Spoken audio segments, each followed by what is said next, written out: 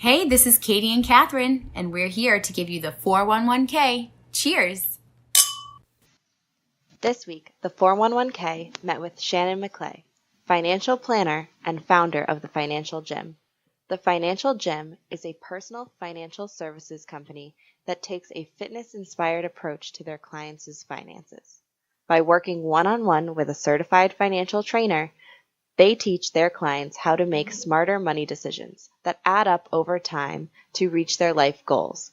We got to know Shannon's story, as well as more about how the Financial Gym is putting the personal back in personal finance. Shannon is committed to making financial fitness fun, easy, and accessible for everyone. Shannon, we're so excited to have the founder of the Financial Gym on. One thing that we wanted to just kick this off with is get to know you a little bit better. So what made you want to help people with their finances? I get asked this a lot, and it's interesting because we have a lot of clients at the gym who want to start businesses and change the world and do all these amazing things. And that was never me. I went to college. I started 23 years ago, and I just had a mission to make money and have the most practical career possible. I was a business major, and because that was the most practical career path for me, I could get a job right after and I could make money. And I did. I graduated. I had a job in an investment bank and I was making money. And I would tell people all the time, I'm not changing the world. I'm just making money. And that was my intention. And I hit 30 and I had so many friends having breakdowns because they weren't married or they didn't have a good job or weren't no kids and stressing out about turning 30. And I was thinking as I was heading into 30, I'm so lucky I'm not going to be them because I'm married, I have a kid, I have a great job, I have a great house. So I'm not going to have any of this breakdown. So I got hit 30, was doing great, hit 30 and a half and had a complete mental breakdown and thought, I don't want the kid. I don't want the husband. I don't want the house. I don't want the career. I signed up for somebody else's life. What do I do now? And I was having all this kind of life issues and I ended up getting life coached. And one of the exercises my coach gave me was to read this book about happiness. It was 400 pages. And at the end of the 400 pages, essentially what the book was saying is the best way to have long-time sustainable happiness is to help other people without expecting it in return. So not just to help somebody with a job and then say, wait, why didn't they thank me? It's just literally to help them. And that was my first aha on the path to building the gym because I felt connected to that. That really resonated with me. And I thought that's what I need in my life. I need to find a purpose like that. And at the time I was working for a hedge fund. So finding purpose in life was not happening, but I kind of set my path on that direction. And I ended up going back to work for Bank of America Merrill Lynch. I didn't want to do that, but I had this suspicion there were a lot of unhappy people at Bank of America Merrill Lynch around 2010. So I went back to work there. And in my job, I was working with Merrill Lynch financial advisors. At the time, I thought I need a financial advisor because I was saving for a home and, had the kid and all that kind of planning stuff. And so I thought I was working with financial advisors, so I thought it'd be really easy to find my own. And then I tell people in the process of looking for myself, I became woke to the advisory base and realizing that 85% are men. And I always say there's nothing wrong with that. I married a man, I birthed a man. I love men, not a male hater, but it felt really unfair. And I didn't care if I had a dude as an advisor, but it felt really unfair that if somebody was looking for something different, that they couldn't find it. The unfairness got to me and I thought, you know what, I can't complain about it. I have to change it. So I became a Merrill Lynch financial advisor. And I really thought that was this is me pursuing my path to helping people and happiness. And I thought I'm going to help more women become financial advisors. And this is the way I'm going to do it. I left my investment banking job, went to become a financial advisor. And to work with me as a financial advisor, you had to have $250,000 in assets. You literally didn't count as a client if you didn't have $250,000 in assets. And I didn't think there was anything wrong with that. I was around money my whole career. So I thought this is going to be easy. And I laugh now because the Financial Gym never would have existed if I took the advice of a few of my mentors, saying mentors with air quotes at Merrill Lynch, because they told me, pre-screen all your calls, make sure they have money before you even meet with them. Don't waste your time having coffee with somebody. And I thought, I got time and I'm not that important. So I'm going to have coffee with whoever wants to have coffee with me. And one of my first meetings I called them my pro bono clients, one of my first ones, this woman we met, and she said, I have $250,000 of student loan debt, and I make $50,000 a year doing discovery work. So not the six-figure job her expensive law school promised her. And she said, I feel unlovable because of all this debt. Like, who would want to marry me because of all this debt? And it was just, she moved me, and I thought, I can't help her with what the tools I have at Merrill Lynch, but I want to help her because I want to help her figure it out. So I started doing these financial plans on the side, and I tell people I became the worst financial advisor ever because I loved pro bono clients more than the wealthy clients, because there was just such a huge need to help kind of just figure things out. And I was learning all this stuff at Merrill Lynch about financial planning, all this great advice, and yet it could only be accessed by people with money. And again, felt really unfair. And then I had my Oprah aha week of my life. I had a number of ahas, but this was the big one. And my week started with a quarterly review with a couple that had over $1 million with me. And we were reviewing their portfolio, and it was down 3%, and they were just complaining about where their money was. And it was like, I had to talk them off the ledge. They were like, oh my God, we're going to retire and eat cat food. What are we going to do? What are we going to do? And I spent an hour of my life making them feel better about being a little less rich. It just felt really soul sucking. Then 2 days later, I met with a pro bono client. I did this financial plan for her that are just like the plans we do at the gym, telling her how much she needed to save and how she handled her credit cards and her student loan debt and all these things. And at the end of the meeting, she stopped, she looked me in the eye, and she said, you're saving my life, right? And I was like, oh, this feels so much better than that. And that was my real big aha of, I need to create a company for people like this, which is the majority of Americans, people who don't have $250,000 in assets, but want to talk to a human being and treated like a human being, no matter what's in their bank account. And at the same time, I was on a weight loss journey, and I lost over 50 pounds on Weight Watchers and working out. And I thought, there's so many places we could go to get physically healthy. And there's still so many places we could go to get physically healthy. But if people want to get financially healthy, where would they go? And that was my dilemma. I didn't know where to send my pro bono clients to. And my aha was they would go to a financial gym. I saw it all very, very clearly in that moment. It's instead of advisors, they're trainers, and they wear jeans and t-shirts. And that was it. That was 6 years ago. That's something that Catherine and I sympathize with a lot. We met at a Big Four firm working there and understand the corporate picture that you paint, and, not getting that feeling like you're giving back to, the everyday Jack and Jill. It's amazing what you've built, and that you've made something so accessible and approachable for just normal people who wouldn't be considered, high wealth individuals. Yeah, I think about it now because, now we got 16 trainers and over 2,000 clients, and we have clients of all shapes and sizes, just like a regular gym. We have clients who start with us with $0 in the bank, and we have clients with $7 million and everywhere in between. And I haven't taken on a new client. I have one couple that I got accidentally, but I haven't had a new client in over 2 years. So all my clients now are what we call like long-term. We're coming up on 2-year reviews. They're having great progress, and they're doing great. It's like high fives every meeting. And I was telling my team that I'm bored. I miss the what shows. I miss the hot messes because that's the interesting work, because I don't see the beginnings anymore. I'm in the middle of people's journeys, and it's way more interesting in the beginning when our clients really can't see their way through things, and they're literally there's you were just trying to figure out these small not even small details, but how do we pay the bills, and how do we start even saving, and how do we figure out investing, and how do we just kind of how do we figure these things out. I miss those days. I did have this couple that one of my trainers missed their meeting. I was the only advisor available, and I ended up doing their whole meeting, and I got so connected to them because they were disasters and, in their minds, and they really are kind of disastery. And she was crying, and it was a whole emotional thing. And I was like, yeah, I miss this. So I really I kept them because I like being in that stage. And we just did their quarterly. We're doing this now for 6 years. It's people feel so much emotion around it, and they feel like it's the end of the world, but it's not. Everything we do financially is fixable. And we've seen it all. We fixed it all over the last 6 years. So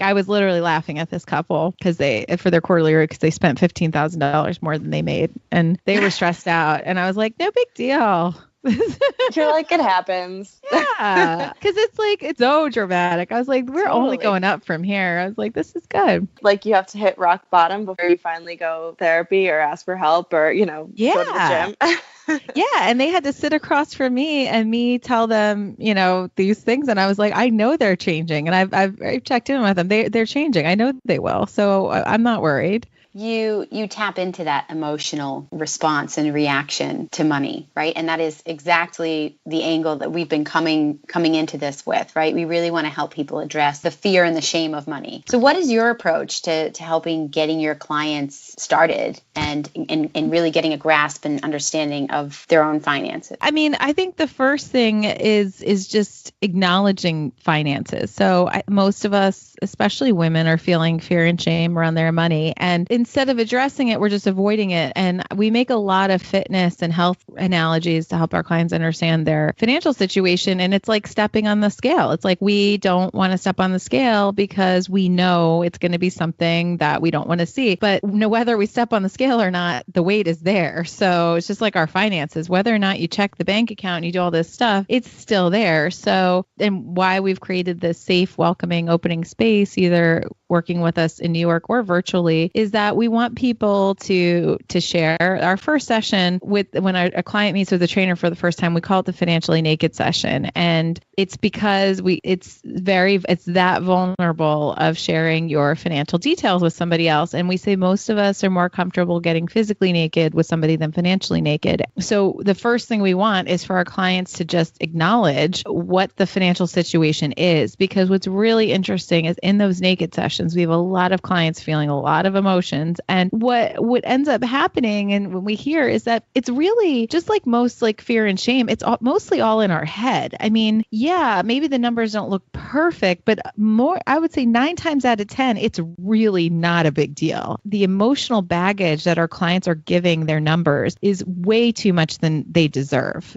We really want them to, acknowledge them and want to help them start letting it go, because it's mostly irrational in their heads. We kind of joke at the gym that if you've got less than $400,000 of student loan debt and you've got less than $30,000 of credit card debt and $0 in the bank, no big deal. We're like we laugh. We're like, it's easy breezy. Anything under those amounts, easy breezy. I'm telling you, we've seen over those amounts too. Anything under that, we're like, we could fix this pretty easily. And we've had people stressed about a lot less than that, and for no reason. They just don't have a plan and a direction. So first thing we want is just acknowledging what is the financial situation, just accepting it. And it's just like our weight. It's just a number. It does not define us. Whatever your financial digits are, it doesn't define who you are. It's just a moment in time, and it's just where you're recording at that moment. But you should not give it weight. I think we give numbers too much meaning because it is so taboo. And we want our clients to break that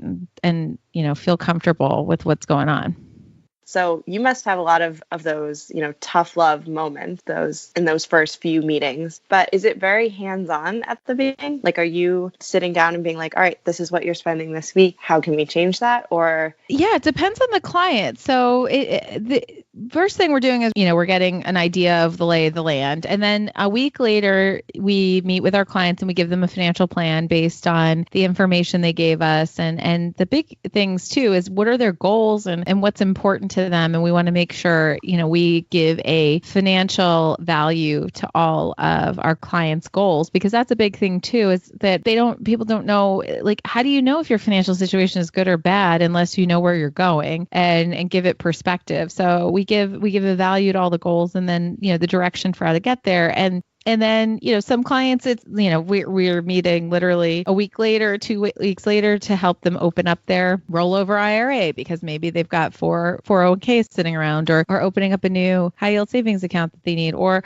calling the student loan servicer because you haven't paid your student loans in 3 years. Give as much hand holding as our clients want and need. And a lot of times the handholding, it's a lot up front because it's new. This is all new stuff for most people, addressing their financial situation head on. And we don't want them to be alone or shamed in the process. And then what we see over time that we love is clients just get more comfortable with where they're going and the plan they have in place. And, then we're hearing from them less. I think you already said, you heard from your client who had spent $15,000 more than they spent. So if the equivalent would be, eating a bacon double cheeseburger and then going to the gym on Monday. Are you there also just from an accountability perspective, being like, I think maybe a salad would be better? Oh, yeah. So funny you should say that. I actually use the cheesecake analogy. So, and it's funny, you could tell if a client's had a good quarter or a bad quarter because you reach out to them and you're like, hey, it's time for us to meet. And the clients who are doing well are like, yeah, let's get something on the calendar. Clients who aren't doing so well are like, let me see when I'm available. And they try to push the meeting out. And I say, because, they've eaten a cheesecake and, with the finances, it's like, we don't care. I don't care that you ate a cheesecake. Yeah, it would have been better financially, if you didn't eat the whole cheesecake, because then it's like less for us to have to work off. But now you eat a cheesecake. So let's just put a plan in place now. And it is more salads and it's working out. What are we going to do to help work off the cheesecake? It's total accountability. And I think 100% of our clients say they're successful because of their financial trainers' accountability. I have clients that I've had for years and, every 3 months I'm reaching out to them saying it's time to meet. They tell me, they're like, if you did not reach out to me, I would never talk to you. like I'd rather avoid the weigh-in every time. But what happens is that is my current relationship with the scale, by the way. Yeah. My scale's not calling me, so I'm not stepping on it. I don't have to answer it. Yeah, I don't have to answer it until the jeans get tight, and then you're like, maybe something's going on. You can't ignore it then. Yeah, it's when it becomes unavoidable, and that's what we are. It's like we're here, and what's funny is every time our clients are like, I feel better after I meet with you. I'm not sure why I was dreading it so much because that's the thing too. It's our trainers are not meant to. We all have different training styles, and some of us give more tough love than others, but all of us are giving love, and self-love to our clients. So, we're not here to shame you or yell at you. We always say summer is to our bank accounts like winter is to our bodies. Our clients gain a lot of financial weight over the summer because of vacations and weddings. Yeah, rosé all day. And so clients coming in for like September quarterly reviews, clients just want to avoid like the plague. And I had one client come in September and she was like, she just had summer for life, she called it Beyonce summer. And I was like, I mean, good for you. And I said, you ate a cheesecake. I was like, did it at least taste good? She was like, yeah, it tasted really good.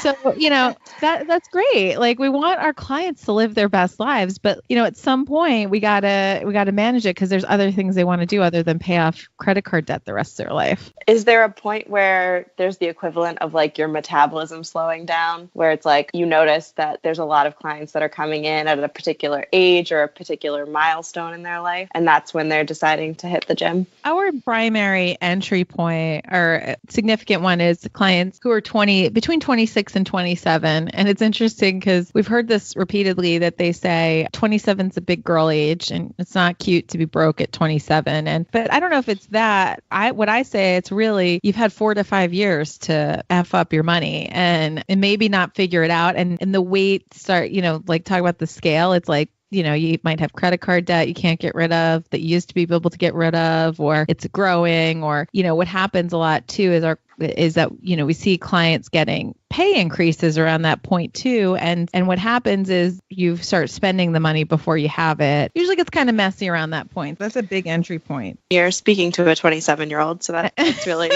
really hitting home where it feels like big girl time. Yeah, I've been told repeatedly it's 27 is a big girl age. So I'm definitely not 27, Shannon, but I felt that when I found out I was pregnant with my first, for me, it really was a pivotal wake up moment of, hold on a second, it's not just me or my husband that I'm concerned about anymore. There's a bigger picture here. You really do seem to bring that bigger picture to people's lives, which does, it sounds like, give them a bit of room to maybe slip off or fall off the wagon a little, like you said, in the summer or for wedding season when you have 8 friends getting married. Just say no to wedding, by the way. Just say, oh my God. If you want to get me on a rant, it's the wedding season. I mean, I rant so hard on it because we have clients with so much credit card debt because they were in somebody's wedding. If you say yes to a wedding and it is in town, you are in for $1,500 to $2,000 commitment to this friend. I've been doing this now for 6 years and I'm right. So, you pay it over a year or 2 years, but it's $1,500 to $2,000 commitment to this person between dress and bachelorette or bridesmaids or gifts and shoes, the whole thing. If it's out of town, you're talking about $2,500 to $3,000 for this commitment. And what happens is then you say yes yes to like 4 of them. Now you're talking about $8,000, and then we look at it with our clients. Like if they've said yes to these things, which we highly encourage them to say no if they can, but if they say yes, then let's just say you're looking at $8,000 over a year. That's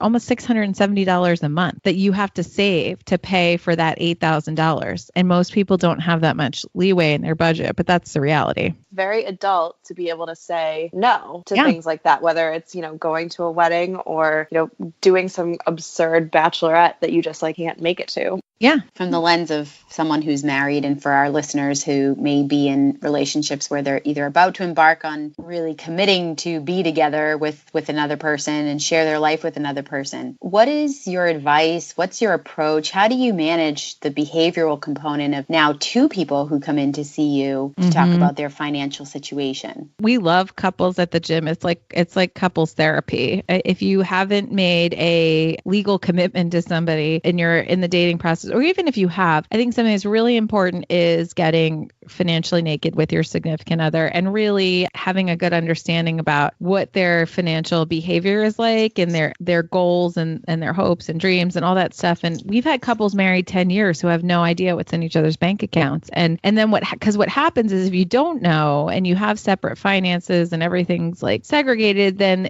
these injustices start to build up because, you assume that they're frivolously spending money because you're not seeing how they're spending money, or especially when kids are involved. It's like absolutely have to get financially naked. And we've had clients who are scared to, if they've got credit card debt or they don't have enough saved and they're scared to share that with this person. I said, why would you spend the rest of your life with somebody that you're afraid of? You're afraid of knowing who you really are.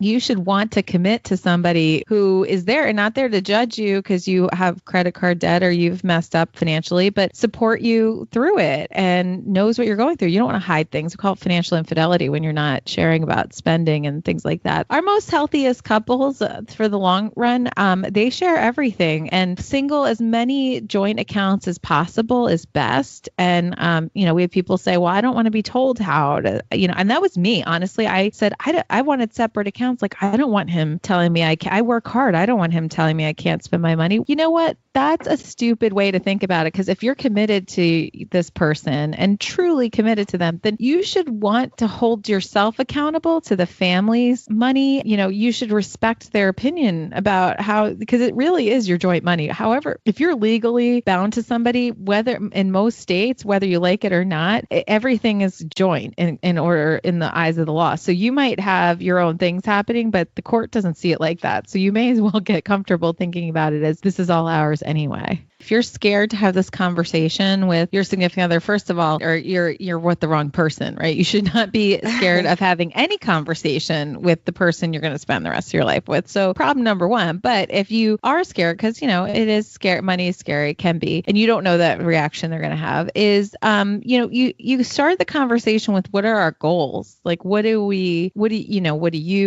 like what do we value? What do we want?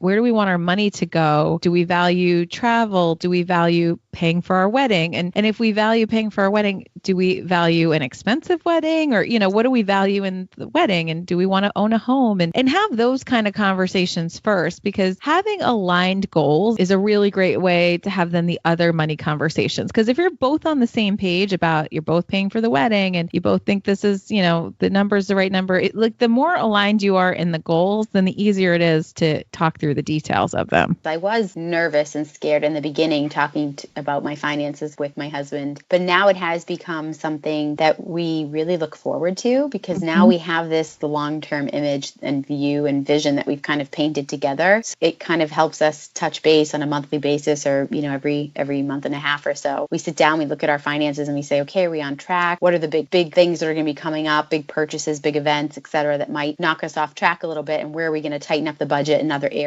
in order to keep us kind of, staying afloat and in the black. Yeah, the goals put you on the same team. It puts you both on the same team. Now, if you have different goals, this is red flags. I just got to tell you, if you're not aligned in your goals, it's going to be a rough marriage. You initially got into this line of work because you weren't seeing enough women in that financial advisor kind of coach role. Do you think that women need a different maybe set of guidelines or principles, or is it just a delivery? Where do you think women kind of need either an additional holding hand or whatever it might be? What is it about women that makes us different when it comes to approaching our financial portfolio? When people ask me, what do you require in a financial advisor? I'm looking for compassion, empathy, desire to help people, and fourth is an interest in personal finance, because I could teach anybody what an ETF is or about life insurance. I cannot teach compassion, empathy when somebody is sitting across crying from you because they don't want to check their credit score or they're scared to open their mail. What women need is they need compassion and empathy from somebody else, because we're not giving it to ourselves. We're our own worst enemies. I get asked a lot about, salary negotiation. How do we have the courage to ask for more and things like that? Think about yourself as your best friends tell you, your best girlfriends tell you are. If I thought about myself every day the way my friends tell me I am, I would have no problems in life. The girlfriends are like, you're a badass and you're amazing and you're so smart. The things your best girlfriends say to you. Like, we should think about ourselves like that, but we don't. We're happy to tell our best friends like they're amazing, but we don't give ourselves that kind of praise and love. So we're hard on ourselves. And then, we sometimes just get into these vicious cycles where we're hard on ourselves. And then honestly, a lot of women have issues with retail therapy and emotional spending. It is a real thing. So then that just makes it worse. They need to give themselves more compassion and empathy around their financial situation. And I think they need to receive it as well. And everyone's coming in with a different personal situation that they're going into these meetings, but is there something you typically try and prioritize, whether it be debt or credit or savings? Yeah, like obsessive about emergency savings, obsessive. We'll have clients who come in like, I want to invest and I want to do this. We're like, yeah. Okay. Can we fund your emergency savings first? And they kind of give us pushback. But the reason is that I always say $1,000 surprise should never be a surprise. The only thing that's surprising is what kind of surprise is it? Do you need 4 new tires? Did you have a unexpected hospital visit? Do you have to move out of did your roommate go crazy? Did you break up with your significant other? A tax bill you weren't expecting. I mean, there's so many reasons why you would have $1,000 prize and what happens is when those surprises happen, if you don't have that in your bank account, in an emergency savings account, then you're either going to borrow from your 401k, which doesn't feel good, or you're going to put on a credit card, you're funding it, and that doesn't feel good either because you don't know when you're going to pay that off. The best way to weather through those surprise times is having cash. And we see it all the time. Our clients feel better when they have more money in the bank. They just feel like they have options. They feel like they have flexibility. They just feel better, even if they still have debt, which they do. Like, that's going to take a while to just like gaining the weight. Like, debt is like weight. It comes on quick and it doesn't come off quick. So it's going to take some time, but you just feel like you have more flexibility in life when you have more money in the banks, and take a balanced approach to debt repayment. We look at the high interest debt. We're looking at how do we minimize it and balance that repayment, but really we highly prioritize the emergency fund more than anything. Especially because I don't think a lot of people think about that as much as a priority that should be, first and foremost versus, investing but it is hard to prioritize when you're looking across the board at all of these things. Those numbers seem very overwhelming. If we have to prioritize where each dollar goes to, we're going to prioritize it to the bucket that we know you're going to need the most. And because then once you build that up, then you can pay off lump sums on your debt, start tackling away at the other things. But you do it with just more confidence in your life when when you have nothing in your bank every day. Shannon, I'm glad you tapped into the confidence piece. A lot of us, our female friends, we struggle having confidence to invest in the market. So how are you helping your client learn how to invest? Education gives you confidence, right? So if you don't know what you're doing, then you're not going to feel confident. And so it's learning, it's financial literacy, educating our clients on what the options are and how they access them and have an idea of what's happening. And a lot of times women think that guys are just so much better at investing because they know it. The guys don't guys don't know it any more than women do. They're just more confident in doing things they don't fully understand. Whereas we're like, we have the fear coming into us and we want to fully understand it before we do it. They can plow through that better than we. There's so many tools and resources. I particularly like to recommend podcasts. They're free and a great resource to get comfortable. I think, especially with investing, it's really difficult to read the content. I am an investment professional and I don't like reading the investment jargon. So it's all about literacy. It's about financial literacy. And if you know and you don't feel confident in it, then you know you're not financially literate. And that's okay, because most of us aren't, because we didn't learn it at home and we didn't learn it at school. So where are we supposed to pick it up? If you don't feel confident, then that means you're not financially literate, and don't stay financially illiterate.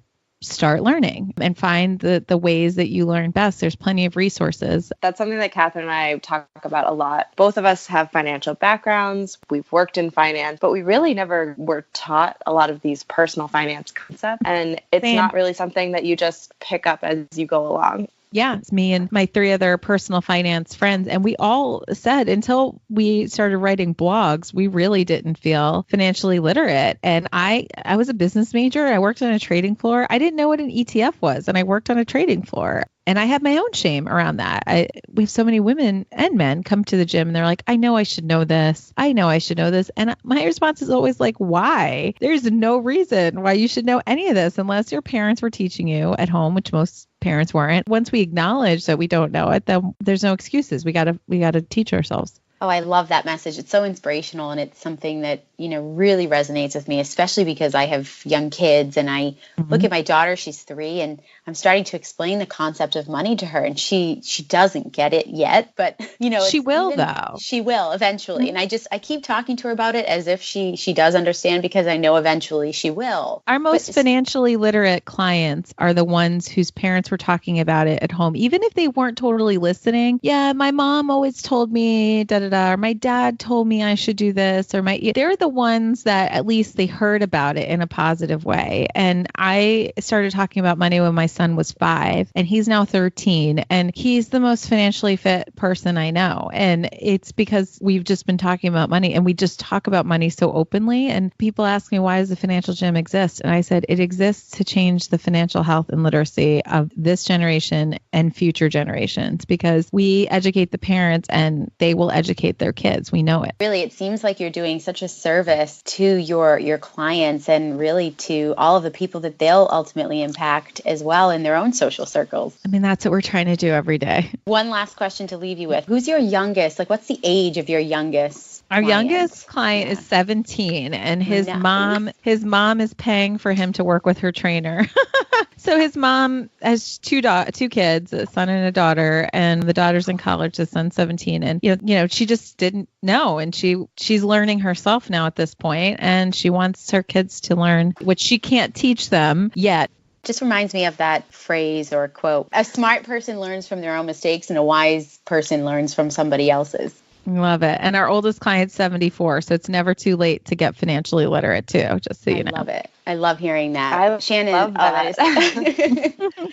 You are so inspirational. Thank you so much for joining us today. Yeah. Thanks for having me. You've been listening to the 411K. Tune in for more podcasts and follow us on Instagram at _411K. Cheers.